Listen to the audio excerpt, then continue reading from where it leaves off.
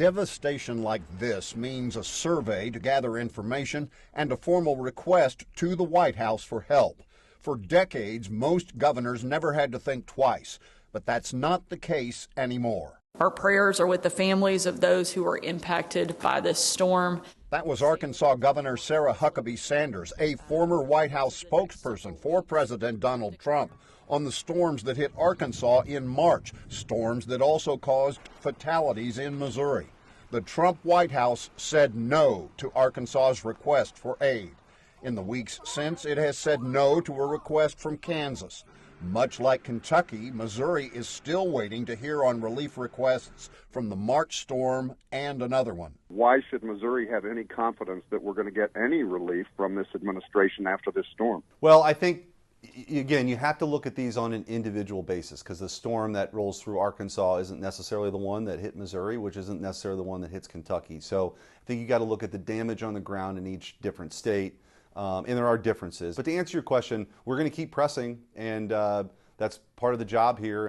All federal resources that can be brought to bear here should be.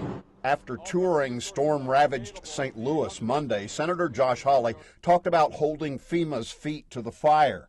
At a hearing back in Washington Tuesday, he pushed Homeland Security Secretary Kristi Noem, who threw her predecessors under the bus. And that's one of the failures that FEMA's had in the past, is that people that incur this kind of damage and lose everything, then they sit there for months, sometimes years. That response is challenged by staffing cuts at FEMA under Noem.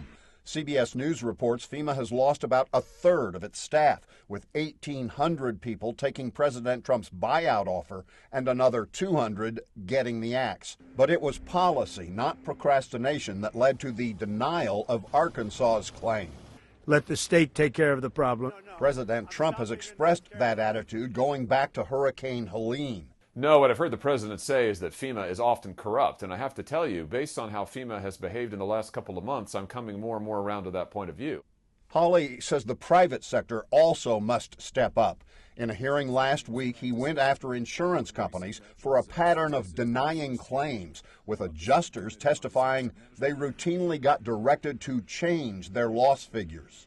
What is your assessment of what Allstate's ultimate goal here is? To use me to enable them to make as much money as possible. Is this criminal behavior? Should be. Should be. I mean, it looks like fraud to me.